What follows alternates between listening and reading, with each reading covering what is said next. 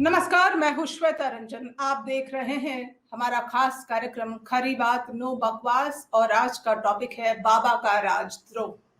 बाबा यानी बाबा रामदेव। आज उनकी बात करेंगे जिन पर लगातार सवाल उठ रहे हैं कि क्या उनके खिलाफ राजद्रोह का मुकदमा जो है वो दर्ज होना चाहिए। तो पहले आपको बताना चाहूंगी कि बाबा रामदेव और विवादों का गहरा नाता रहा है। वो लगातार जो है किसी ना किसी तरह की ऐसी टिप्पणी करते हैं जिससे वो सुर्खियों में छाए रहे। हालांकि उनकी आलोचना भी बहुत होती है। बीते दिनों भी बाबा ने कुछ ऐसे बयान दिए हैं जिससे वो कटघरे में खड़े हो चुके हैं और उनका जो विवादों के साथ जो नाता है वो और गहराता जा रहा है। उनकी मुश्किलें जो है और बढ़ती जा रही हैं। बाबा ने कुछ ऐसे बयान दिए हैं डॉक्टरों को लेकर, एलोपैथी को लेकर कि आज के इस मुश्किल हालात में जब देश जो है संकट की घड़ी से गुजर रहा है और एलोपैथ के जरिए लोगों का इलाज किया जा रहा है, तो बाबा ने सवाल खड़े कर दिए हैं। तमाम जो ये साइंटिफिक सिस्टम है एलोपैथी का, पूरे के पूरे उसको बकवास करार दे दिया है, मूर्खतापूर्ण विज्ञान करार दे दिया है। तो क्या बाबा का ये रवैया जो है थोड़ा सनकी जैसा है? ऐसे मुश्किल समय में जबकि देश को जरूरत है डॉक्टर्स की, कमी पड़ रही है डॉक्टर्स की, इंफ्रास्ट्रक्चर की, तो ऐसे में बाबा जो है इस तरह के बयान देकर डॉक्टरों का या जो भी लोग इस पेशे से जुड़े हैं उनका मनोबल कमजोर करने की क्या कोशिश नहीं कर रहे हैं। अब देखिए बाबा के जो बयान है उसको लेकर वो तमाम जो है उनका विरोध जो है वो बढ़ता जा रहा है और अब तो ऐसा हाल हुआ है कि आईएमए ने प्रधानमंत्री नरेंद्र मोदी को चिट्ठी लिखी है और चिट्ठी में कहा गया है कि बाबा रामदेव जो है वो वैक्सीन को लेकर एक भ्रामक कैंपेन चला रहे हैं। यानी लोगों को भ्रमित करने का वो लगातार काम कर रहे हैं। उसको उस पर फुल स्टॉप लगाना बहुत जरूरी है, उनको रोकना बहुत जरूरी है, क्योंकि रामदेव कह रहे हैं कि 1000 डॉक्टर और लाखों लोग वैक्सीन की दोनों डोज लेने के बावजूद जो है कोरोना की दूसरी लहर में मर गए हैं। आईएमए ने रामदेव के खिलाफ राजद्रोह का मुकदमा चलाने के लिए सिफारिश लगाई है।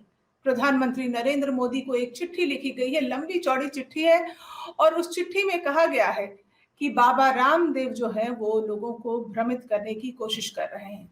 और क्या कहा है आईएमए ने, चलिए इस पर हम बात करते हैं। उन्होंने अपील किया है चिट्ठी के माध्यम से कि जो वैक्सीनेशन ड्राइव है वो जो इस देश में चलाया जा रहा है ताकि लोगों को जल्द से जल्द वैक्सीन लगाया जा सके। हालांकि मजबूरियां जो भी हो, वैक्सीन की कमी से लेकर तमाम और इंफ्रास्ट्रक्चर की कमी, लेकिन ऐसे में जहां पूरा देश इससे जूझ रहा है कि जल्द से जल्द लोगों का वैक्सीनेशन हो सके, बाबा रामदेव जो है इस पूरा जो रुख है, पूरा जो एक जागरूकता चलाई जानी चाहिए उसके बीच में मुसीबत बनकर आए हैं और लोगों के ये पूरा अभियान में मुश्किल डाल रहे हैं। तो इस तरह की बात आईएमए ने की है, प्रधानमंत्री मोदी से अपील की है और रामदेव ने एलोपैथी नहीं मंत्रालय को चुनौती दी है, ऐसा आईएमए का कहना है। आईएमए ने आगे कहा है कि हम सभी लोग भारत सरकार के स्वास्थ्य मंत्रालय और आईसीएमआर की तरफ से जो भी गाइडलाइंस जारी किए गए हैं उसके तहत हम जो भी देश के लोग हैं उनका इलाज करें। अगर ऐसी कोई दवा, अगर कोई ये दावा करता है कि एलोपैथिक दवाओं से लोगों की मौत हो रही है तो ये सीधे मंत्रालय को चुनौती देने जैसी बात है। जाहिर सी बात है जो डॉक्टर्स हैं, जो देश के तमाम डॉक्टर्स हैं, वो जो इलाज कर रहे हैं वो प्रोटोकॉल्स के तहत इलाज कर रहे हैं और यही सिस्टम है जिसके तहत एलोपैथी के माध्यम से पूरा का पूरा जो है कई लोग स्वस्थ होकर अपने घर भी जा रहे हैं। तो कई लोगों की हालांकि मौत भी हो रही है, लेकिन इस पर रामदेव जिस तरह से पूरे एक अभियान में रोड़ा बनकर सामने आ रहे हैं और लोगों को भटकाने और भ्रमित करने का काम कर रहे हैं, इस पर आईएमए ने कहा है कि उनके खिलाफ मुकदमा चलाया जाना चाहिए, राजद्रोह का मुकदमा। अब मैं आपको बताना चाहूंगी कि राजद्रोह का जो मुकदमा है वो वास्तव में होता क्या है और क्या आप सहमत हैं कि उनके खिलाफ राजद्रोह का मुकदमा चलना चाहिए। देखिए मैं आपको बताना चाहूंगी क्या है राजद्रोह कानून? भारतीय दंड संहिता की धारा 124 ए में राजद्रोह की परिभाषा के अनुसार अगर कोई व्यक्ति सरकार विरोधी सामग्री लिखता है या बोलता है, ऐसी सामग्री का समर्थन करता है, राष्ट्रीय चिन्हों का अपमान करने के साथ संविधान को नीचा दिखाने की कोशिश करता है, तो उसके खिलाफ आईपीसी की धारा 124 ए में राजद्रोह का मुकदमा दर्ज हो सकता है। ऐसा राजद्रोह का कानून कहता है। इसके अलावा अगर कोई शख्स देश विरोधी संगठन के खिलाफ अनजाने में भी संबंध रखता है या किसी भी प्रकार से सहयोग करता है, तो वह भी राजद्रोह के दायरे में आता है। तो ये है राजद्रोह का कानून जिसके बारे में मैंने अभी आपको बताया है, और ये सीधा-सीधा कहता है कि अगर कोई व्यक्ति देश विरोधी कार्य करता है, यानी बाबा रामदेव जो कर रहे हैं पिछले कई दिनों से, क्या वो देश विरोधी नहीं है? बिल्कुल है, क्योंकि उन पर तमाम सवाल उठ रहे हैं। पूरी मेडिकल फ्रैटर्निटी जो है उन पर सवाल खड़े कर रही है कि एक अभियान, एक पूरा का पूरा जो हम एक लंबे समय से जिस मुश्किल से गुजर रहे हैं, कोरोना वायरस के खिलाफ जंग जीतने की कोशिश कर रहे हैं, उस जंग में वो मुश्किल बनकर आए हैं। डॉक्टरों का मनोबल तोड़ने की कोशिश कर रहे हैं, जो दिन रात मेहनत कर रहे हैं उन्हें कमजोर करने की कोशिश कर रहे हैं। तो इंडियन मेडिकल एसोसिएशन ने भी कुछ ऐसा ही कहा है। आईएमए का भी कहना है कि प्रधानमंत्री को जो उन्होंने चिट्ठी लिखी है उसमें कहा है कि बाबा रामदेव के खिलाफ जो है सख्त कार्रवाई की जानी चाहिए। रामदेव लगातार वैक्सीन को लेकर लोगों के मन में डर पैदा कर रहे हैं और केंद्रीय मंत्रालय के कोविड प्रोटोकॉल के खिलाफ जा रहे हैं, उस पर सवाल उठा रहे हैं। ऐसा वो अपनी कंपनी के प्रोडक्ट्स को बेचने के लिए कर रहे हैं। हमारा मानना है कि सीधा राजद्रोह का मामला बनता है, इसलिए बिना किसी देरी के रामदेव के खिलाफ राजद्रोह की धाराओं के तहत मामला दर्ज किया जाए। तो ये मांग रखी है आईएमए ने। अब अगर राजद्रोह का मुकदमा दर्ज होता है, जो कि कहीं दूर की कौड़ी ही लगता है, क्योंकि जिस तरह से बाबा रामदेव पर मेहरबानी है केंद्र सरकार की और जिस तरह से वो लगातार बयान देते हैं, डॉक्टर को टर टर करके बुलाते हैं और उनकी खिल्ली उड़ाते हैं, तंज कसते हैं, उसके बावजूद भी प्रधानमंत्री चुप्पी साधे हुए हैं, या जो मंत्रालय है स्वास्थ्य मंत्रालय चुप्पी साधे हुए, उनके खिलाफ कोई एक्शन नहीं लिया जा रहा है। हर्षवर्धन जी की आपत्ति के बाद उन्होंने एक माफीनामा तो डाला, लेकिन उसके बाद उन्होंने फिर से एक नया बयान दे दिया। तो जिस तरह से बाबा रामदेव जो है अपनी दवाई बेचने के लिए वो लगातार कोई ना कोई तिकड़म भिड़ाने की कोशिश कर रहे हैं। कोरोनिल को पहले उन्होंने गलत तरीके से बेचने की कोशिश की और जब सवाल उठे तो उन्होंने उसको इम्यूनिटी बूस्टर कह दिया। हालांकि अभी भी ये कह के बेचा जा रहा है कि कोरोना के खिलाफ बहुत ही सफल दवाई है। तो ऐसा कह के इस दवाई को कोरोनिल को अभी भी बेचा जा रहा है। तो कभी कहते हैं इम्यूनिटी बूस्टर है, कभी कहते हैं एकमात्र दवा है आयुर्वेद की जो और एलोपैथ पे सवाल उठाना।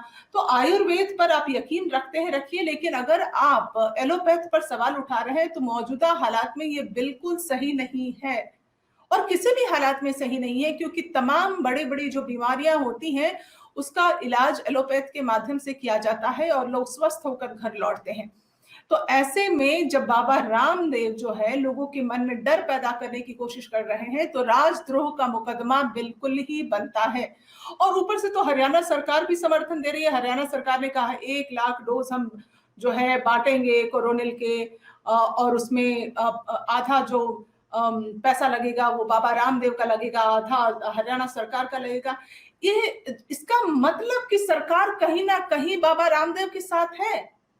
हरियाणा सरकार अभी इस पूरे विवादित बयान के बाद ये इस तरह का बयान देती है कि हम कोरोनिल बांटेंगे। हर्षवर्धन जी जाके लॉन्च करते हैं कोरोनिल को। तो जब बिना किसी वैलिड पेपर के, बिना किसी कार्रवाई के, बिना किसी जांच के जब ये कह दिया जाता है कि कोरोनिल जो है वो एक ऐसी दवाई है जो कि कोरोना को हराने में मदद करेगा और कोरोना को मात देगा, बिना किसी जांच के इस तरह की दवाइयों को लॉन्च करना और उसमें हमारे केंद्रीय मंत्री शामिल होते हैं, तो ये बहुत ही आपत्तिजनक बात है।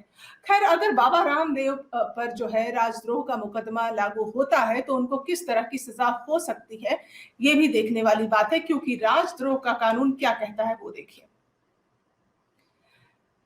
राजद्रोह का कानून कहता है कि राजद्रोह एक गैर जमानती अपराध है।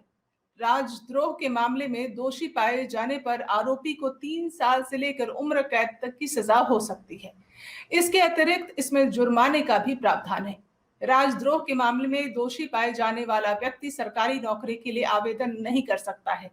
इसके अतिरिक्त उसका पासपोर्ट भी रद्द हो सकता है। जरूरत पड़ने पर उसे कोर्ट में उपस्थित होना पड़ता है। तो ये जो किस तरह की सजा हो सकती है मैंने आपको बताया भी, और साथ ही क्या है राजद्रोह का कानून। तो क्या आप सहमत हैं कि बाबा रामदेव जो फिलहाल कर रहे हैं वो आपत्तिजनक है, देश विरोधी है, देश के खिलाफ है, राजद्रोह का कानून उनके खिलाफ बिल्कुल बनता है। और जिस तरह से आईएमए और तमाम मेडिकल एसोसिएशन या जो भी डॉक्टर्स फ्रैटर्निटी से लोग आते हैं उनका वो मजाक खिल्ली उड़ा रहे हैं लगातार, इस पर कहीं ना कहीं कोई सख्त कार्रवाई जल्द से जल्द होने की आवश्यकता है। अगर आप मेरी बात से सहमत हैं तो आप हमारे चैनल को लाइक और सब्सक्राइब करें और कमेंट बॉक्स में अपनी राय जरूर लिखें। फिलहाल मुझे दीजिए इजाजत। नमस्कार।